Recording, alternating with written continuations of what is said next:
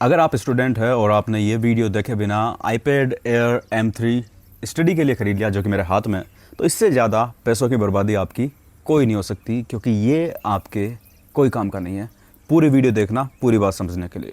आज मैं कंपेयर करने वाला हूँ इस iPad Air M3 को iPad 11 जनरेशन जिसमें A16 चिप आती है उसके साथ में। दोनों टैबलेट में बजट का बहुत ज़्यादा डिफरेंस है, ये उससे दोगुनी प्राइस में आता है। पर एज ए स्टूडेंट क्या आपको ये दोगुनी प्राइस पे करना वर्थ इट है या नहीं, जानेंगे इस वीडियो में। सबसे पहले सुपरफास्ट इनके स्पेसिफिकेशन का कंपैरिजन कर लेते हैं ताकि आपको समझ में आए कि जो एक्स्ट्रा प्राइस आप iPad Air M3 के लिए पे कर रहे हो उसमें आपको एक्स्ट्रा मिलता क्या है। iPad Air M3 में आपको एप्पल की M3 चिप मिलती है, वहीं बेसिक iPad 11 जनरेशन में आपको A16 बायोनिक चिप देखने को मिलेगी। iPad Air M3 की बात करो या फिर iPad 11 जनरेशन वाले की बात करो, दोनों में आपको लगभग सेम साइज की स्क्रीन, इसमें 11 इंच की मिलती है, उसमें 10.9 इंच की मिलती है। दोनों में ही liquid retina IPS LCD same screen देखने को मिलेगी। फ़र्क सिर्फ इतना सा है कि बेसिक iPad में जो ब्राइटनेस होती है स्क्रीन की पीक ब्राइटनेस वो 500 निट्स तक जाती है, और इसमें जो पीक ब्राइटनेस है वो 600 निट्स तक जाती है, जो कि ज़्यादा बड़ा डिफरेंस नहीं है। एप्पल के ऑफिशियल पेंसिल सपोर्ट की बात करें तो ये iPad Air M3 जो है वो एप्पल की सारी पेंसिल को सपोर्ट करता है, including Apple pencil pro. But जो बेसिक iPad है A16 वाला वो एप्पल USB-C पेंसिल या फिर एप्पल की फर्स्ट जनरेशन पेंसिल को ही सपोर्ट करता है, एप्पल पेंसिल प्रो को सपोर्ट नहीं करता है, जो कि बड़ी बात नहीं है। क्यों नहीं है वो मैं आगे बताने वाला हूँ। दोनों ही iPad में नीचे Type-C पोर्ट देखने को मिलेगा, लेकिन फ़र्क ये पड़ जाता है कि जो iPad Air M3 है इसके Type-C पोर्ट से अगर आप एक्सटर्नल SSD कनेक्ट करोगे तो फाइल ट्रांसफ़र की स्पीड बहुत ज़्यादा है, 10 Gbps के आसपास की स्पीड आपको मिलेगी। वहीं iPad जो बेसिक वाला है उसमें आपको फाइल ट्रांसफ़र की स्पीड कम मिलेगी, लेस देन 1 Gbps आपको देखने को मिलेगी। दोनों ही iPad में आपको Wi-Fi 6E वर्जन देखने को मिलेगा। ये ज़रूरी क्यों है? क्योंकि आप जब भी अपने iPad को टीचिंग के लिए काम में लेते हो और अपने लैपटॉप से वायरलेसली कनेक्ट करना चाहते हो तो लेटेंसी कम आती है वाईफाई के लेटेस्ट वर्जन में, और दोनों में ही आपको सेम वाईफाई का लेटेस्ट वर्जन देखने को मिलेगा, चाहे 60,000 वाला हो चाहे 30,000 वाला हो। और ऑनलाइन क्लासेस के लिए फ्रंट कैमरा की बात करें तो दोनों में ही 12 मेगापिक्सल का फ्रंट कैमरा लैंडस्केप ओरिएंटेशन के साथ मिलेगा।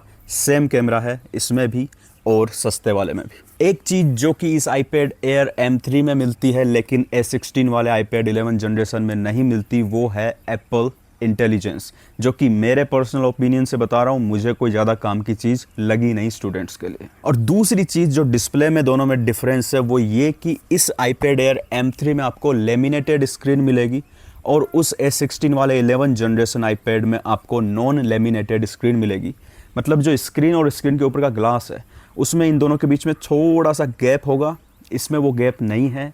लेकिन इसको इतनी जितनी बड़ी बात दिखाते हैं लोग यूट्यूबर बाकी, उतनी बड़ी बात ये है नहीं। अगर आप सिर्फ स्टडी के लिए और नोट्स के लिए काम में लेना चाहते हो तो इतना ज़्यादा कोई भयंकर डिफरेंस फील नहीं होगा। अब बात करते हैं स्टूडेंट यूज केस के हिसाब से कौन सा iPad आपको लेना चाहिए। दो कैटेगरी में इस वीडियो को मैं बांट रहा हूँ। सबसे पहले मैं उनके लिए अपना ओपिनियन बताऊंगा जो सिर्फ नोट्स लेना चाहते हैं, PDF पढ़ना चाहते हैं, क्लासेस लेना चाहते हैं अपने iPad में, यानी सारे स्टूडेंट वाले काम करना चाहते हैं। और दूसरा जब कैटेगरी है उसमें मैं उन लोगों को भी शामिल करूँगा जो इसमें बहुत सारी वीडियो एडिट भी करना चाहते हैं और उसके साथ में भारी भारी बहुत भयंकर गेमिंग भी करना चाहते हैं। शुरू करते हैं पहली कैटेगरी के लोगों के साथ, यानी स्टूडेंट्स के साथ जो पढ़ाई ज़्यादा करना चाहते हैं, थोड़ी बहुत गेमिंग और थोड़ी बहुत वीडियो एडिटिंग करना चाहते हैं। तो अगर आपका 90% काम है कि आपको नोट्स लेने हैं, PDF पढ़ने हैं, गूगल क्रोम पे कुछ वेबसाइट पे कुछ पढ़ना है जैसे कि इनसाइट ऑन इंडिया, और उसके साथ ऑनलाइन क्लासेस लेनी है, तो iPad Air M3 कोई काम का नहीं है। Basic iPad more than enough है। क्योंकि अगर आप आर्टिस्ट नहीं हो तो आपको एप्पल पेंसिल प्रो जैसी महंगी पेंसिल खरीदने की कोई ज़रूरत नहीं है। मार्केट में अमेज़ोन पे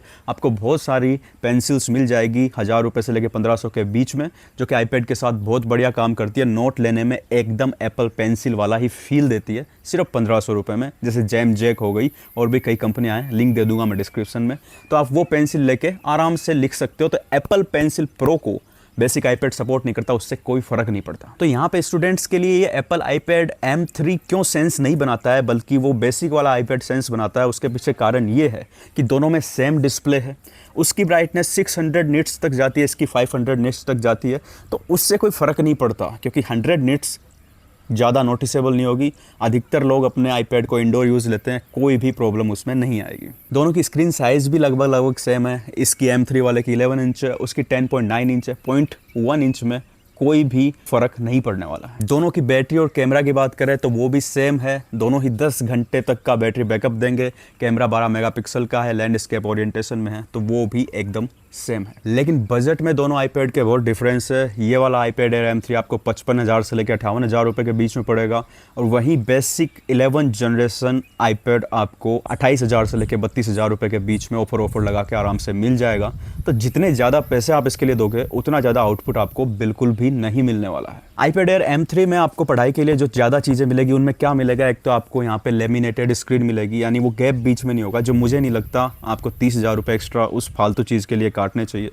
दूसरा, आपको इसमें एप्पल इंटेलिजेंस मिलेगा, जो कि मुझे नहीं पता क्या ही काम आता है। मैंने अभी तक कोशिश की कि उसको किसी तरीके से काम में लूँ, लेकिन चैट GPT मुझे उससे ज़्यादा अच्छा लगता है जो फ्री में मिलता है। और तीसरा, आपको एप्पल पेंसिल प्रो का सपोर्ट इसके साथ मिलेगा, जो कि स्टूडेंट के लिए वेस्ट ऑफ मनी है अगर आप 10,000 रुपये की वो पेंसिल सिर्फ नोट्स लेने के लिए लेते हो, क्योंकि 1,500 रुपये की पेंसिल मोर देन इनफ है, बहुत बढ़िया काम करती है। मैं खुद उसको टेस्ट कर रहा हूँ 5-6 दिन से, उसका भी रिव्यू जल्दी लेके आऊँगा। तो वो लोग जो सिर्फ PDF पढ़ना चाहते हैं, ऑनलाइन क्लास लेना चाहते हैं और अपने टैबलेट में नोट्स लेना चाहते हैं, आईपैड एयर M3 M2 ये लेने की कोई ज़रूरत नहीं है। बेसिक आईपैड आपके लिए मोर देन इनफ है, एकदम परफेक्ट चॉइस होगा। पैसे बचाओ, फालतू चीज़ों में पैसा वेस्ट मत करो। अब बात करते हैं दूसरे टाइप के लोगों की, जो कि स्टडी के साथ में वीडियो एडिटिंग और यूट्यूब चैनल भी चलाना चाहते हैं, हैवी गेमिंग भी करना चाहते हैं, गेमर बनना चाहते हैं। तो उनके लिए क्या बेसिक आईपैड अच्छा होगा या फिर ये वाला? तो जो लोग लाइट वीडियो एडिटिंग करना चाहते हैं, यानी कभी कभार कोई वीडियो बना के डालना चाहते हैं, गेमिंग भी करना चाहते हैं, वो काम भी बेसिक आईपैड आराम से कर देगा। वो बहुत पावरफुल है, लेकिन इसमें जो M3 चिप है ये उससे ज़्यादा पावरफुल है। लेकिन जो बहुत ज़्यादा वीडियो एडिटिंग करना चाहते हैं, इसको अपने लैपटॉप की तरह यूज़ लेना चाहते हैं, कंटेंट क्रिएशन करना चाहते हैं, डिजिटल आर्ट बनाना चाहते हैं, फिर तो उनके लिए आईपैड एयर M3 ही बढ़िया चॉइस होगा। क्यों? क्योंकि इसमें आपको M3 प्रोसेसर मिलता है, जिसकी पावर बहुत बढ़िया है। वीडियो एडिटिंग आराम से हो जाती है, स्मूथली हो जाती है, और रेंडर जो होता है वीडियो का वो बहुत फास्ट होता है। तो आप मल्टीपल वीडियोस सप्ताह में बनाना चाहते हो तो आपका टाइम इसमें बचेगा।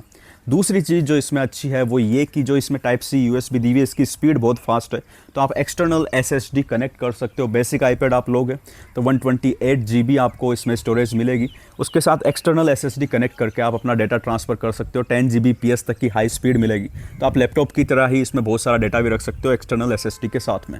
बेसिक आईपैड में आपको स्पीड इतनी तेज़ नहीं मिलेगी, तो डेटा तो ट्रांसफ़र कर लोगे लेकिन टाइम उसमें ज़्यादा लगेगा। तो वीडियो एडिट भी उसमें हो जाएगी और रेंडर भी हो जाएगी बेसिक में, लेकिन टाइम वो ज़्यादा लेगा, ये टाइम कम लेगा।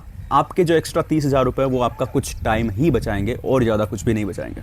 और दूसरा एक छोटा डिफरेंस ये है कि ये वाला जो आईपैड एयर है ये 6K डिस्प्ले तक सपोर्ट करता है, वहीं आईपैड जो बेसिक है वो 4K डिस्प्ले तक सपोर्ट करता है। लेकिन अधिकतर लोग तो 1080p वाला डिस्प्ले काम में लेते हैं। मैं खुद भी 1080p वाला डिस्प्ले काम में लेता हूँ एडिटिंग के लिए, और मुझे नहीं लगता एक्स्ट्रा शार्पनेस की मुझे कोई भी ज़रूरत है। तो ये मुझे नहीं लगता फीचर इतना ज़्यादा इंपॉर्टेंट है कि इसके लिए आप 30,000 रुपये एक्स्ट्रा काटो। बाकी अगर आप डिजिटल आर्ट बनाना चाहते हो तो फिर आपको एप्पल पेंसिल प्रो खरीदनी चाहिए 11,000 रुपये दे के, क्योंकि उसमें आपको प्रेशर सेंसिटिविटी, टिल्ट सेंसिटिविटी और होवर वाले एक्शन, और उसको आप टैप करके टूल्स बदल सकते हो, ये फैंसी चीज़ें मिलेगी। स्टूडेंट्स के लिए बिल्कुल भी रिकमेंड नहीं करूँगा कि एप्पल पेंसिल प्रो आप लेना, 1500 वाली मोर देन इनफ है। लेकिन आर्टिस्ट हो तो फिर एप्पल पेंसिल प्रो ही आपकी नैया पार लगा सकती है। तो आईपैड एयर M3 केवल उस कंडीशन में ख़रीदना है जब आप एक्स्ट्रा पावर जो आपको मिलेगी इस प्रोसेसर के साथ में, उसको यूज़ करने का प्लान ऑलरेडी रखते हो कि भाई मुझे यूट्यूब चैनल स्टार्ट करना है, बहुत सारी वीडियोस एडिट करनी है और बहुत सारी आर्ट बनानी है डिजिटल, तब तो ये इतने पैसे दे के ख़रीदना। अदरवाइज़ ये टिन का डब्बा आपके पैसे ही ख़राब करेगा, काम कुछ भी नहीं आएगा, क्योंकि बेसिक काम आपके सारे आईपैड बेसिक वाला कर सकता है। वीडियो एडिटिंग भी वो कर सकता है ओकेजनली, ये कुछ टाइम आपका सेव करेगा। जैसे वो मान लो कोई वीडियो को 6-7 मिनट में रेंडर करता है, ये उसको 2-3 मिनट में कर देगा, तो वो 2-3 मिनट आप बचाओगे। लेकिन अगर आप एक आध वीडियो ही रेंडर करते हो तो वो 2-3 मिनट बचा के 30,000 रुपये खर्च करके क्या ही पालोगे, मुझे समझ में नहीं आता ये बात। तो बंधुओं सीधी सी बात ये है कि स्टडी के लिए ही काम में लेना है, सिर्फ नोट टेकिंग के लिए, PDF रीडिंग के लिए, ऑनलाइन क्लासेस के लिए, तो फिर ये वाला डब्बा मत लेना। 60,000 रुपये के आसपास ख़राब करने में कोई मतलब नहीं है। आईपैड ले लेना, कौन सा, बेसिक वाला 11 जनरेशन जिसमें A16 चिप आती है। और अगर वीडियो एडिट करने हैं, लैपटॉप का रिप्लेसमेंट चाहिए, इसके साथ मैजिक कीबोर्ड भी काम में लेना चाहते हो तो फिर ये ले सकते हो। इसमें वीडियो एडिटिंग बढ़िया होती है, बाकी काम भी बहुत बढ़िया स्मूथ होते हैं, गेमिंग भी खूब कर सकते हो। हालांकि ये गर्म होता है, मुझे अभी तक ये चीज़ लगी है, इसकी नोट्स लेते टाइम पे भी बहुत ज़्यादा गर्म हो रहा था ये पीछे से, तो वो एक चीज़ है, उसका ध्यान रखना। बाकी स्टडी के लिए लेना है वेस्ट ऑफ मनी है ये वाला iPad M3, बेसिक iPad ले सकते हो। तो ये तो iPad के बीच में मैंने कंपैरिजन किया। अगली वीडियो में मैं जो कंपैरिजन करूँगा वो करूँगा सैमसंग के टैबलेट और उसके साथ में iPad के साथ में S9 FE FE प्लस और उसके साथ iPad 11 जनरेशन, जो कि अधिकतर लोगों का फेवरेट टैबलेट है क्योंकि एक ही रेंज में दोनों आते हैं, तो उनके बीच में कंपैरिजन किया जाएगा। अभी मैं क्लियरली बता चुका हूँ कि केवल स्टूडेंट वाले काम करने हैं, तो ये मत लेना, पैसा बर्बाद करोगे। iPad ही लेना है तो कौन सा लेना है, बेसिक वाला 11 जनरेशन A16 चिप के साथ में, मोर देन इनफ है। इसमें बहुत पावर है लेकिन 90% पीपल वो पावर काम में नहीं लेंगे। ध्यान रखना मेरी ये बात, अपने पैसे वेस्ट करने से बचना। Thank you very much for watching this video, see you in the next video. तब तक के लिए जय सिया राम।